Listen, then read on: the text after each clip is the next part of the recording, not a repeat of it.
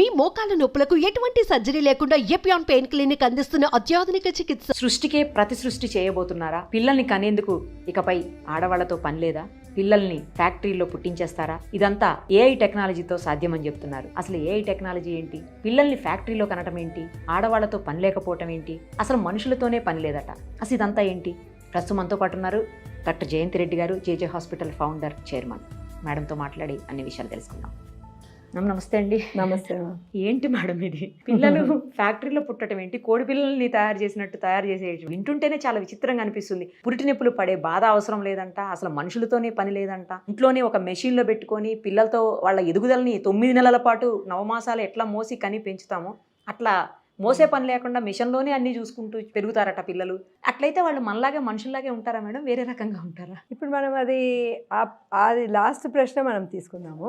ఈ first artificial IVF అవన్నీ వచ్చింది, ART. ART అంటే అసిస్టెడ్ రిప్రొడక్టివ్ టెక్నాలజీ. ఈ ART వచ్చినప్పుడు ఫస్ట్ వచ్చిన ప్రశ్న అదే అందరి మైండ్లోకి. ఇప్పుడు ART ద్వారా పుట్టిన పిల్లలు ఎలా ఉంటారు? వాళ్ళు మనలాగే ఉంటారా? వాళ్ళలో ఏమైనా మార్పు ఉంటుందా? వాళ్ళకి రిప్రొడక్షన్ సరిగా ఉంటుందా? ఇలాంటివన్నీ ఉండేనమాట మైండ్లో. సో ఫస్ట్ బేబీ పుట్టిన తర్వాత ఆ బేబీని ఫాలో అప్ చేసి ఆ బేబీకి మళ్ళీ పిల్లలు పుట్టడం అవన్నీ చూస్తున్నాం అనమాట. సో దానివల్ల మనకి ఏం అర్థమైందంటే IVF ద్వారా స్పెషల్గా ఏం లేదు, ఒక్క చిన్న % కంజెంటల్ అనామలీస్ రావచ్చు. అది అంతకంటే ఏం మార్పు లేదు. యాజ్ సచ్ IVF ద్వారా పుట్టిన పిల్లలైనా IUI ద్వారా పుట్టిన పిల్లలైనా ఆల్మోస్ట్ సేమే ఉంటారు. ఇట్ ఈస్ సేమ్, ఎక్సెప్ట్ వాళ్ళకి ఆ ప్రెగ్నెన్సీలో కొంచెం 1% కంజెంటల్ అనామలీస్ ఏమైనా ఎక్కువ ఉండొచ్చు అంతే. So that is the first thing. ఇప్పుడు సెకండ్ థింగ్ ఏంటంటే మన టెక్నాలజీ అనేది మన చేతులు దాటిపోయింది. ఇప్పుడు మనకి ఈ మైక్రోవేవ్స్ వచ్చేసినాయి. అంటే మనం వెనక్కి వెళ్ళి చూస్తే అది చూలా పొయ్యిలు అవన్నీ ఉండే కదా, కట్టెల పొయ్యిలు ఉండే. అవును. ఇప్పుడు మనము ఈ టెక్నాలజీని ఆపగలిగినామా? You have to go forward. So ఒక్క స్టెప్ నుంచి ఒక స్టెప్ తర్వాత ఇట్లా డైలింగ్ ఫోన్స్ ఉండే, ఇప్పుడు మనకి వచ్చింది సెల్ ఫోన్స్. సో ఈ టెక్నాలజీ కూడా నెక్స్ట్ లెవెల్కి అది వెళ్ళిపోతుందన్నమాట. ఈ న్యూస్ గురించి మనం మాట్లాడదాం. ఈ న్యూస్లో ఏమొచ్చిందంటే ఇవి ఒక పాడ్ లాగా. పాడ్ అంటే మన బటర్ఫ్లై ఇది కొకూన్ ఉంటుంది చూడండి, ఆ కొకూన్ని పాడ్ అంటారు. ఈ బేబీ కూడా ఆ పాడ్లో పెరుగుతుంది అనమాట. సో దీని లోపల అది ఆర్టిఫిషియల్ ఇంటెలిజెన్స్ ద్వారా సర్టన్ మెంబ్రెయిన్స్ని ఇమిడ్చినారు. ఈ మెంబ్రెయిన్స్ ఈ బేబీకి బ్లడ్ సప్లై అన్ని న్యూట్రిషన్ అందించగలది. సో ఇది ఏం చేశారంటే some years ago, almost 5-6 years back, ఇది చిన్న కాఫ్ అంటే ఒక యానిమల్లో చేశారనమాట. సక్సెస్ అయింది. సో అందుకు వాళ్ళకి ఈ కాన్ఫిడెన్స్ ఉంది. కానీ విషయం ఏమొచ్చింది అంటే ఎథికల్గా ఇది ఓకేనా అంటే మనం ఇది చేయవచ్చా? ఇది చేస్తే మానవాళి ఎక్కడికి వెళ్ళిపోతుంది? అలాగా ఆలోచిస్తూ ఉంటే ఇది స్టార్ ట్రెక్ లాగా వెళ్ళిపోతుందా? ఇప్పుడు స్టార్ ట్రెక్ మూవీస్ మనం చూసామనుకోండి, ఎన్నో రోబోస్ లాగా. అంతవరకు ఎందుకు Star Trek? If you see even this Robo 1, Robo 2, అందులో కూడా మనం ఫ్యాక్టరీలో తయారు చేసినట్టు అదే సేమ్ టైప్ ఆఫ్ మనిషిని కూడా మనం తయారు చేయొచ్చు అనమాట. సో ఇది ఎక్కడికి వెళ్తుంది, మన కంట్రోల్లో ఉంటుందా లేదా అని చెప్పేసి అక్కడ ఇది ఒక బ్రేక్ పడింది ఈ ప్రోగ్రామ్కి. సో మీరు అన్నట్టు కొంతమందికి గర్భసంచి లేకుండా పుడతారు, కొంతమందికి పాపం ఏదో ఒక ప్రాబ్లం వచ్చి రుగ్మత వచ్చి ఆ గర్భసంచి తీసేయాల్సిన అవసరం ఉంటుంది. ఇంకొంతమందికి ఎలా ఉంటుందంటే గర్భసంచి ఉంటుంది కానీ అది ఫంక్షనలే ఉండదు, దానికి ఒక ఫంక్షనే ఉండదు అనమాట. అంటే చాలా చిన్నగా ఉంటుంది. సో దానివల్ల మనకి గర్భధారణ కాకపోవచ్చు. సో ఇలాంటి సిచ్యువేషన్స్ ఉండొచ్చు. అదే కాకుండా ఎన్నోసార్లు IVF కూడా ట్రై చేయొచ్చు, ట్రై చేసి ఫెయిల్ అయిన పరిస్థితి ఉండొచ్చు. అంటే ఈ అమ్మాయి యొక్క గర్భసంచి ఈ యొక్క ప్రెగ్నెన్సీకి సపోర్ట్ చేయటం లేదు. సో ఇలాంటి విషయాలు ఉన్నప్పుడు లేదా ఎక్స్ప్లెయిన్ ఇన్ఫర్టిలిటీ అన్నీ ఉంటుంది కానీ మనకి అర్థం కావటం లేదనమాట, ఎందుకు ఇలా కూడా జరుగుతుందా మేడం? ఒక్కోసారి అన్ఎక్స్ప్లెయిన్ ఇన్ఫర్టిలిటీ ఉంటుంది. సో ఇలాంటప్పుడు ఏమవుతుందంటే అప్పుడు సరోగసీకి వెళ్తారు. సరోగసీ అంటే ఇంకొక స్త్రీ యొక్క గర్భంలో ఈ ఈ ఎంబ్రియోని తీసుకుపోయి మనం ఇమిడ్చాలి. సో సేమ్ థింగ్ ఏమవుతుందంటే ఈ యొక్క సిచ్యువేషన్లో ఐవీఎఫ్ అవన్నీ బయట జరుగుతుంది, కానీ ఆ ఎంబ్రియో స్టేజ్లో వెళ్ళి ఆ యొక్క పాడ్లో ఉంచుతారు. ఈ ఆర్టిఫిషియల్ ఇంటెలిజెన్స్ వచ్చిన తర్వాత ఈ పాడ్లో ఆ యొక్క పిండంకి అవసరమైన అన్ని న్యూట్రిషన్ కూడా వాళ్ళు అందించగలరు. సో టెక్నాలజీ వైజ్ మనకు ఉన్నది, అది చెయ్యగలరు, కానీ ఎథికల్ ఇష్యూ వచ్చింది. ఇది మనం చెయ్యొచ్చా, చేస్తే ఏమైపోతుంది? ఎందుకంటే ఇప్పుడు మనము ఈ ఐవీఎఫ్, ఈ సరోగసి ఇవన్నీ లా రాకముందు అది కొంతమంది దాన్ని దురుపయోగం చేసిన సందర్భాలు ఉన్నాయి. ఇప్పుడు మనం ఒక ఆటం బాంబే తీసుకుంటాం, దాని అణుశక్తితో మనం ఎలక్ట్రిసిటీని జనరేట్ చేయొచ్చు. అదే శక్తితో మనము మొత్తం మానవ జాతినే మనం నిర్మూలించేసాం. సో ఇది ఒక చాలా పవర్ఫుల్ టూల్ మన హ్యాండ్లోకి వచ్చింది. సో అక్కడ దీనికి ఎథికల్ కన్సెంట్, దానికి అప్రూవల్ ఇంకా రాలేదు. ఇవన్నీ కూడా ప్రతి దేశంలో ప్రతి ఫర్టిలిటీ సంస్థలు ఉంటాయన్నమాట. అన్నిట్లో చర్చలు జరుగుతుంది, ఇది చెయ్యాలా, దీనికి అప్రూవల్ ఇవ్వాలా లేదా అని. ఇంకొన్ని సంవత్సరాలు పడుతుంది, కొన్ని సంవత్సరాలు పట్టచ్చు, కొన్ని నెలలు పట్టచ్చు, whatever it is. But ఇవన్నీ కూడా సాధక బాధకాలు అన్నీ కూడా చర్చించి ఏది కరెక్టో, ఎంత లిమిట్లో మనం చేయగలమో, ఇవన్నీ రెగ్యులేషన్స్ ఉండాలి. ఇప్పుడు ఐవీఎఫ్ ఫర్ ఎగ్జాంపుల్ మనం అనుకున్నాం అనుకోండి, మనం కావాలని చెప్పి ఒక 4-5 ఎంబ్రియోస్ యూట్రస్లో పెట్టలేము. సో అది డేంజర్ అవుతుంది. సో సక్సెస్ రేట్ పెరగచ్చు, కానీ 4 పిల్లలు కడుపులో పెరిగారనుకోండి, సక్సెస్ రేట్ తక్కువ అవుతుంది. ఒక్క బేబీ గర్భసంచిలో పెరిగినప్పుడు, ట్విన్స్ పెరిగినప్పుడు, అదే ట్రిప్లెట్స్ క్వాడ్రుప్లెట్స్ పెరిగినప్పుడు దాని యొక్క కాంప్లికేషన్స్, దాని యొక్క సక్సెస్ రేట్ డిఫరెంట్ ఉంటుంది. ఇది ఉన్నది అట్లా అనేసి కొంచెం ఆశాజనకంగా ఉన్నది, అంతేకాని ఇంతవరకు ఒక బేబీ దాంట్లో నుంచి రాలేదు, ఎందుకంటే దానికి అప్రూవల్ రాలేదు. Okay madam, okay. ఇదే సేమ్ థింగ్ కొన్ని సంవత్సరాల క్రితం ఈ గర్భసంచి ట్రాన్స్ప్లాంటేషన్ అని ఒకటి వచ్చింది. ఓకే, అంటే కొంతమందికి గర్భసంచి లేకుండా మనము కొంతమంది పుడతారనమాట. అలాంటి వాళ్ళకి వాళ్ళ తల్లిదో వాళ్ళ చెల్లిదో ఎవరిదో వాళ్ళది గర్భసంచి తీసేసి వీళ్ళకి వాళ్ళు ఎవరైనా డొనేట్ చేస్తే వీళ్ళకి దాన్ని అమర్చి దాని తర్వాత సర్జరీ చేసి అనమాట.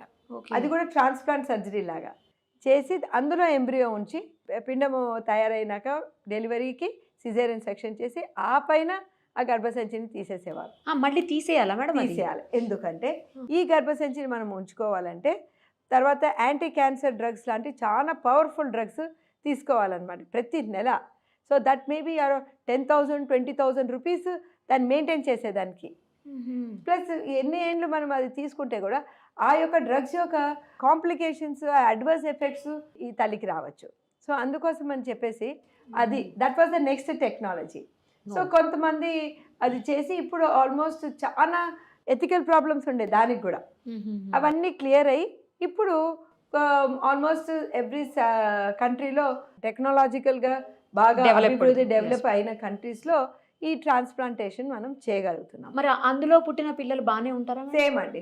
ఇప్పుడు ఏమంటే లక్కీగా we have some good anti cancer drugs which can be given in ప్రెగ్నెన్సీలో కూడా ఇవ్వగలం అనమాట. సో అది ఎలాగా మనకి ఆ లెవెల్కి మనం వచ్చినాము. కిడ్నీ ట్రాన్స్ప్లాంట్ అయిన వాళ్ళు కూడా ప్రెగ్నెన్సీ దాల్చవచ్చు, లివర్ ట్రాన్స్ప్లాంట్ అయిన వాళ్ళు కూడా ప్రెగ్నెన్సీ దాల్చవచ్చు, వాళ్ళు పిల్లల్ని కనొచ్చు. ఆ యొక్క డ్రగ్స్ సేమ్ యూట్రస్ని కూడా రిజెక్ట్ కాకుండా ఈ డ్రగ్స్ వాడాల్సి వస్తుంది. సో ఇవన్నీ కూడా పాపం చాలా కష్టపడి ఆ అమ్మాయి కనవాల్సి వస్తుంది కనుక ఇది ఒక రకంగా వీళ్ళందరికీ ఒక హోపే, కానీ that should not be misused. ఈ మిస్యూజ్ కాకుండా ఉండాలంటే ఈ రెగ్యులేషన్స్ అన్నీ they should be in place. దానికి ప్రతి కంట్రీలోనూ ఈ యాక్ట్స్ రావాలి. అప్పుడు ఎవరికి నిజంగా అవసరమో వాళ్ళకి అది ఉపయోగపడుతుంది. ఓకే, కానీ మ్యామ్ మీరు అన్నట్లు అసలు ఇంతకుముందు ఈ టెక్నాలజీ లేదు, ఇప్పుడు తీసుకొచ్చారు. దాన్ని ఇంప్లిమెంట్ చేయడానికి కూడా ఎంతో కాలం పట్టదేమో మేడం? దగ్గరలోనే మనం ఇవన్నీ చూస్తాం అనిపిస్తుంది. వస్తుందేమో. సింపుల్ థింగ్ అండి, మనం చూసిన విషయాలే. సరోగసీ ఉందనుకోండి, కొన్ని ఫీల్డ్స్లో మా ఫిగర్ అన్నీ పాడైపోతుంది అని చెప్పేసి వాళ్ళు సరోగసీకి వెళ్ళిపోయారు కదా. Yes ma'am, correct. సరోగసీ వల్ల లేదా ఈ ఎక్టోపాడ్ ఎక్టోలైఫ్ వీటన్నిటి వల్ల ఏది మనం కోల్పోతామో అది లాంగ్ రన్లోనే మనకు తెలుస్తుంది. సో ఏమంటే ఆ యొక్క తల్లికి బిడ్డకి బాండింగ్ ఎట్లుంటుంది, సో అవి అన్నీ కూడా ఎస్ మ్యామ్. మీరు అన్నట్టు మన ఇంట్లో తెచ్చి పెట్టుకొని ఆ పాడు మనం చూసుకుంటూ ఆ బేబీతో మాట్లాడుకుంటూ ఒక బాండ్ క్రియేట్ చేసుకుంటారేమో. మన లైఫ్ టైంలోనే చూడొచ్చు మనం, ఇవన్నీ వస్తుంది 100% ఈ నెక్స్ట్ ఈ డెకేడ్ లోపల ఇవన్నీ కూడా routine జరుగుతాయి అయిపోతాయి. కరెక్ట్. అరే యాజ్ ఆఫ్ నౌ ఇది ఇంకా ఎక్స్పెరిమెంటల్ స్టేజ్, అంటే ఇంతవరకు హ్యూమన్ బేబీని చేయలేదు. ప్రొడ్యూస్ చేసే అధికారం ఎవరికి ఇవ్వలేదు. ఎలాగూ తెస్తారులే మేడం, ఇంత దాకా వచ్చిందంటే తీసుకొస్తారు త్వరలోనే. కాకపోతే మీరు అన్నట్లు మేడం ఇందాక చెప్పారు చూడండి, కొంతమందికి అవకాశం లేని వాళ్ళకి ఇది వరం. అవునండి, నిజం చెప్పాలి. అవునండి. ఎందుకంటే పిల్లలు పుట్టరు అని తెలిస్తే అసలు అది వాళ్ళ చాలా మంది బాధ depression లోకి- వేదన మేడం అసలు ఎవరు చెప్పలేరు కదా. అవునండి, అవును, ఎంతో మందిని చూశాను అట్లాంటి వాళ్ళను. అవును, అలాంటి వాళ్ళకి ఇది వరం డెఫినెట్లీ. మీరు అన్నట్లు. ఎవరైతే ఫిగర్ పాడైపోద్దని ఇందాక అన్నారు, అట్లాంటి వాళ్ళకి కూడా హ్యాపీ దీనివల్ల. కాకపోతే బాండింగ్ అనేది ఎంతవరకు ఉంటుంది, పురిటి నొప్పులు పడటంలో ఉన్న ఆనందం అనుభవించడం అనేది అది పడిన వాళ్ళకే తెలుస్తుంది మేడం, అవును. మామూలుగా తెలియదు. ఎదురుగుండా ఊరికే కూర్చొని చూసి బేబీని మిషన్లో కనేస్తే అది తెలుస్తుంది అంటారా మేడం? అది ఒకటి అమ్మా. ఇంకొకటి విషయం ఏంటంటే ఇప్పుడు ఈ యొక్క బాండింగ్ అనేది ప్రెగ్నెన్సీలోనే కాకుండా బ్రెస్ట్ ఫీడింగ్లో కూడా ఉంటుంది అనమాట. కానీ కొంతమందికి పాపం ఈ సరగసి వాళ్ళకి కూడా డైరెక్ట్గా వాళ్ళ మిల్క్ ఇవ్వలేరు, కానీ అవును, ఆ టాప్ ఫీడ్స్ ఇవ్వవలసిన అవసరం ఉంటుంది. But whatever it is, ఆ టాప్ ఫీడ్స్ ఇచ్చిన దానివల్ల వచ్చే ప్రాబ్లమ్స్ రావచ్చు. But these are all minor things. మనం కంపేర్ చేస్తే that they have the satisfaction, ఆ బేబీ వచ్చింది, తన బేబీ తనకి పుట్టింది అనేది ఉంటుంది. సాటిస్ఫాక్షన్ ఎంతైనా డిఫరెంట్ మేడం. అంతే ఇక అంటే ఇక తప్పదు కాబట్టి వెళ్ళాలి, కానీ అవును, అరే మేము పురిటి నొప్పులు పడలేము, లేకపోతే 9 నెలలు మోసి కనలేము, లేకపోతే మా జాబ్స్కి అన్ని రోజులు లీవ్ పెట్టలేము, ఇట్లాంటి రీజన్స్తో అయితే మాత్రం చేయకూడదు కదా మ్యామ్? దట్స్ ట్రూ అమ్మా. మ్యామ్ మరి ఇప్పుడు ఇందులో స్పర్మ్ కానీ లేకపోతే ఎగ్స్ కానీ ఎక్కడి నుంచి తీసుకొస్తారు? అది మళ్ళీ అది హ్యూమన్ బీయింగ్స్ దే, వీళ్ళవి కావు, ఈ పేరెంట్స్ కాకపోవచ్చు, బయలాజికల్ పేరెంట్స్ మాత్రమే వీళ్ళు. అదే బయలాజికల్ పేరెంట్స్ వీళ్ళది ఉంటుంది. వీళ్ళదే ఉంటుందా? ఇప్పుడు అన్లెస్ ఈ అమ్మాయికి ఎగ్స్ కూడా లేదనుకోండి, అప్పుడు డోనర్ ఎగ్ ఉంటుంది. అల్టిమేట్లీ మేడం ఈ ఎగ్ తీయాలి, స్పర్మ్ తీయాలి, వాటిని మనము ఇన్విట్రో ఫర్టిలైజేషన్ చేయాలి, లేదా ఎక్సీ చేయాలి, మళ్ళీ ఆ ఎంబ్రియోని పెంచాలి. ఫస్ట్ టెక్నాలజీ అంత లేదనమాట. అది ఎలాగుండిందంటే టెక్నాలజీ జస్ట్ ఒక డిష్లో ఆ స్పర్మ్ని ఎగ్ని పక్కన పక్కన పెట్టి ఇంకా దేవుని మీద అట్లా ప్రార్థించి రెండుటి ఫర్టిలైజేషన్ అవుతుందేమో అని అలా ఉండేది అనమాట. సో అందుకు దానికి టెస్ట్ ట్యూబ్ బేబీ అని వచ్చింది అనమాట. మన బయట పెట్టి డిష్ టెస్ట్ ట్యూబ్లో చేస్తారని. దాని తర్వాత ఏమైందంటే టెక్నాలజీ ఇంప్రూవ్ అయ్యే కొద్దీ ఆ స్ట్రాంగ్ మైక్రోస్కోప్తో ఆ ఒక్క స్పర్మ్ని తీసుకుపోయి ఒక్క ఎగ్లోకి ఇంజెక్ట్ చేసే అంత టెక్నాలజీ వచ్చింది. సో దాన్ని ఇక్సీ అంటాం. సో ఒక్క స్పర్మ్ దొరికినా ఒక్క ఎగ్ దొరికినా అది చేయొచ్చు. ఇంకొక విషయం ఏంటంటే ఇంతకుముందు మనం బయట ఈ యొక్క ఫలదీకరణమైన ఫర్టిలైజ్డ్ ఆ ఎంబ్రియోని బయట ఎక్కువ దినాలు పెంచలేకపోయినారు. ఇప్పుడు first because of very good media అంటే కల్చర్ మీడియం. ఆ కల్చర్ మీడియం ఉంటుంది కదా, దాంట్లో ఆ న్యూట్రిషన్ అనేది ఆ ఎంబ్రియోకి వస్తుంది. కరెక్ట్ కడుపు లోపల ఎంత టెంపరేచర్ ఉంటుందో యూట్రస్ లోపల అది ఇవ్వగలుగుతున్నారు ఆ ఇంక్యుబేటర్లో. సో ఇవి తర్వాత ఆ హీటు, ఆ టెంపరేచరు, ఆ తర్వాత ఆ కార్బన్ డైఆక్సైడ్, ఆక్సిజన్ శాచురేషన్, ఇవన్నీ కూడా because of the various studies చేసి అది కనుక్కొని ఈ ఎన్వైరన్మెంట్ ఉంటే, ఈ వాతావరణం ఉంటే ఈ ఎగ్ ఈ ఎంబ్రియో మంచిగా పెరుగుతుంది బయట అని సక్సెస్ రేట్ అది ఇంప్రూవ్ అయింది. సో దానివల్ల ఏమైంది, ఇంతకుముందు జస్ట్ ఒక 4 cells 8 cells ఉన్నది అంటే 2వ దినము 5వ దినము అది తీసుకుపోయి లోపలికి పెట్టేవాళ్ళనమాట యూట్రస్ లోపల. కానీ ఇప్పుడు ఏంటి, అది బ్లాస్టోసిస్ట్ వరకు పెరిగేంత వరకు. బ్లాస్టోసిస్ట్ ఏంటంటే 1 2 3 4 కాదు, దాంట్ లోపల క్యావిటీ తయారవ్వడం అనమాట. ఓకే. సో ఆ పిండం లోపల అంటే ఈ యొక్క చిన్న ఎంబ్రియో ఏది కనుక ఎగ్ తర్వాత స్పర్మ్ కలిసిందో దాన్ని ఎంబ్రియో అంటారు. ఆ ఎంబ్రియో ఫస్ట్ 2 cells తయారవుతుంది, 2 cells డివైడ్ అవుతుంది, విభజిస్తుంది. తర్వాత 4, మళ్ళీ 8, మళ్ళీ 16, మళ్ళీ 32, తర్వాత 64, అట్లాగా పెరుగుతూ ఒక్కొక్క సెల్ ఒక్కొక్క ఫంక్షన్లోకి అది డిఫరెన్షియేట్ అవుతుంది. అది డిఫరెన్షియేట్ అయినప్పుడు దాని మధ్యలో ఒక క్యావిటీ తయారవుతుంది. ఆ క్యావిటీ ఏమో మన స్పైనల్ కార్డు, మన ఇంటెస్టైన్స్ ఇవన్నీ అలాగే తయారవుతుంది. సో ఇంతకుముందు ఏమైతే అవనింది, మన కల్చర్ మీడియము, మన ఎన్వైర్న్మెంటు ఇవన్నీ కూడా ఈ ఆర్టిఫిషియల్ ఇంటెలిజెన్స్ వచ్చినాక ఇవన్నీ కూడా మన టెక్నాలజీలోకి పొందిక చేసినందుకు ఫాస్ట్గా ఇంతవరకు మనం చేయగలిగినారు. సో ఇప్పుడు స్లోగా ఏమవుతున్నదంటే ఈ ఐవీఎఫ్ వాళ్ళు ఈ తొందరగా పెట్టడం లేదు. ఆల్మోస్ట్ ప్రతి ఒక్కరు కూడా ఈ బ్లాస్టోసిస్ట్ వరకు పిండంని పెంచి బ్లాస్టోసిస్ట్ని యూట్రస్ లోపల పెడుతున్నారు. సో అంతే మన టెక్నాలజీ పెరిగింది కదా. అంటే సక్సెస్ రేట్ కోసం మేడం అది సక్సెస్ రేట్. మనం 2 days 3 days 4 days బయట పెట్టగలిగింది. ఇప్పుడు ఇంకొంచెం ఎక్కువ దినాలు బయట పెట్టి అది మనము లోపల పెట్టగలుగుతున్నాం. సో ఇప్పుడు నెక్స్ట్ మనకి ఐడియా ఎందుకు వస్తుంది, మనము వారం మాత్రం మనం బయట పెంచగలుగుతున్నాం, ఇంకొక 39 వారాలు పెంచలేమా అనేది నెక్స్ట్ క్వశ్చన్ వస్తుంది కదా సైంటిస్ట్ కి. సో అట్లా డెవలప్ అయిన టెక్నాలజీ ఇది. మరి ఆక్సిజన్ ఎట్లా మేడం ఆ బేబీకి? అవన్నీ వస్తుందమ్మా, everything goes through that fluid. ఆ బేబీ ఆ ఫ్లూయిడ్లో ఉంటుంది. సో అలాగా అన్నీ తయారవుతూ ఉంటుంది. ఆ బేబీతో మాట్లాడొచ్చంట, ఆ బేబీ తోటి మ్యూజిక్ వినిపించొచ్చంట. అసలు ఇప్పుడు తల్లి కడుపులో ఉన్న బేబీతో కూడా నువ్వు మాట్లాడచ్చు, మ్యూజిక్ వినిపించచ్చు. మేము అన్ని ఎక్స్పెరిమెంట్స్ చేసాము ఇక్కడ, ఎన్నో సార్లు మ్యూజిక్ థెరపీ యూజ్ చేస్తుంటాము. So that can be done. అన్నీ అయ్యి బయటకు వచ్చిన తర్వాత మా బేబీ అంటే ఏ ప్రాబ్లమ్స్ లేకుండా మదర్ ఊమ్లోంచి ఎట్లా వచ్చారో సేమ్ అట్లానే ఉంటారు అని గ్యారంటీ అయితే ఉంటుందా మేడం? మనం ఇవన్నీ కూడా $1 million క్వశ్చన్స్ మనం చూడలేదు. ఒక్క బేబీ కూడా ఈ యొక్క యంత్రం ద్వారా బయటికి రాలేదు. సో మనకి తెలీదు ఎలా ఉంటుంది babies, how they going to survive. కానీ ఈ పాడులో కూడా మనకు ఎట్లా ఉమ్మునీరు ఉంటుందో అలాగే ఉమ్మునీరుతో సరౌండ్ అయి ఉంటుంది బేబీ. ఓకే, కవర్ అయి ఉంటుంది. ఎప్పుడు కనుక ఇంకా బేబీ రెడీగా ఉంది తీయచ్చు బయటికి అన్నప్పుడు ఆ ఉమ్మునీరుని తీస్తే మెల్లగా ఆ బేబీ బయటకు వచ్చేస్తుంది. సో మీరు అందరూ ఆల్మోస్ట్ వైరల్ అయింది ఈ వీడియో, అందరూ చూసుంటారు. సో జనరల్లీ ఇట్లా చేయొచ్చు అని ఆ యొక్క యంత్రాలన్నీ రెడీగా పెట్టుకున్నారు. మీరు అన్నట్లు మేడం 2 వైపులా ఉంటుంది. ఎవరికైతే ప్రాబ్లం ఉందో వాళ్ళకి ఇది మంచిగా యూజ్ఫుల్. అవును, కానీ దీన్ని మిస్యూజ్ చేసే పరిస్థితులు కూడా ఉండొచ్చు, చెప్పలేం కదమ్మా. అదే ma'am, that is the main thing. మీరు అన్నారు చూడండి, స్ట్రిక్ట్ రూల్స్ అనేవి, రెగ్యులేషన్స్ అనేవి పర్ఫెక్ట్గా చేసిన తర్వాతే చేయాలని. చేసిన తర్వాతనే ఈ యొక్క పవర్ఫుల్ యంత్రాన్ని రిలీజ్ చేయాలి. అమ్మాయా అబ్బాయా చెప్పొద్దు అని చెప్పేసి గర్ల్ ఎవరు అనేది బేబీ ఎవరు చెప్పడానికి లేదు కదా. ఇప్పుడు ఇప్పటికే మనకు ఉంది అట్లాంటి, అంతకుముందు లేకుండే కదా మేడం అది. 2002 నుంచి అంతకుముందు ఈ యాక్ట్ అనమాట, PCPNDT యాక్ట్ అని ఉందమ్మా. దాంతో చాలా స్ట్రిక్ట్ గా చూస్తున్నారు. స్కానింగ్ ఎక్కడ ఎవరు చెప్పట్లేదు కూడా చాలా అంటే ఇట్స్ ఆల్మోస్ట్ నిల్ అనే చెప్పాలి. సో అట్లానే ఇది కూడా ఏదైనా స్ట్రిక్ట్ రూల్స్ చేస్తే తప్ప. ఆ తర్వాతే కదా మేడం గర్ల్ చైల్డ్ రేటు బాగా ఇంప్రూవ్ అయింది కదా. బాగా ఇంప్రూవ్ అయింది కదండి. అదే ఇప్పుడైతే ఎక్కడ చూసినా కాలేజెస్ గర్ల్స్ ఎక్కువ మంది అమ్మాయిలే ఉన్నారు మ్యామ్, ఇది నిజం.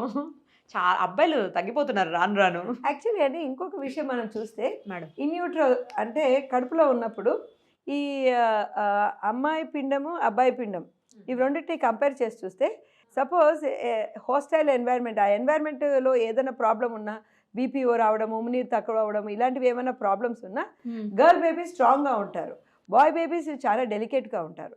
సో ఆ జీన్స్ ప్రకారం అనమాట వీళ్ళు లోపలే చాలా ఫైటర్స్ ఉంటారు అనమాట. సో అలాంటిది ఇప్పుడు మనం ఎక్కువ మంది గర్ల్స్ అదే వస్తారు. బయటకు వచ్చిన తర్వాత మాత్రం అబ్బాయిలు స్ట్రాంగ్ అవుతారు madam. Physically they will be strong. అదే ఫిజికల్గా ఫుల్ స్ట్రాంగ్ ఉంటారు అబ్బాయిలు. అమ్మాయిలు ఉన్నంత వీక్నెస్ వాళ్ళ దగ్గర ఉండదు. ఇంకొకటి కూడా అనమాట మేడం, మనం చెప్పుకోకూడదు కానీ సర్వే చేసి చూస్తే అబ్బాయిలకి బెటర్ న్యూట్రిషన్ అందుతున్నదంట అమ్మాయిల కంటే. ఎలా మేడం? ఇచ్చేటప్పుడు ఫుడ్ మనకు తెలియదు కాదు ఎవరో లోపల, తినేటప్పుడు కాదు, పుట్టిన తర్వాత. పుట్టాకనా ma'am? Anyhow thank you so much ma'am. చాలా క్లియర్గా అసలు అంటే ఎలా ఉంటుంది ఫ్యాక్టరీస్లో బేబీస్ని ప్రొడక్షన్ మొదలు పెడితే ఎలా ఉంటుంది అనేది క్లియర్గా అన్నీ ఎక్స్ప్లెయిన్ చేశారు మ్యామ్. వచ్చే ప్రాబ్లమ్స్ ఏంటి, జాగ్రత్తలు ఎలా తీసుకోవాలి అన్నీ కూడా చెప్పారు. Thank you ma'am, thank you so much. Welcome.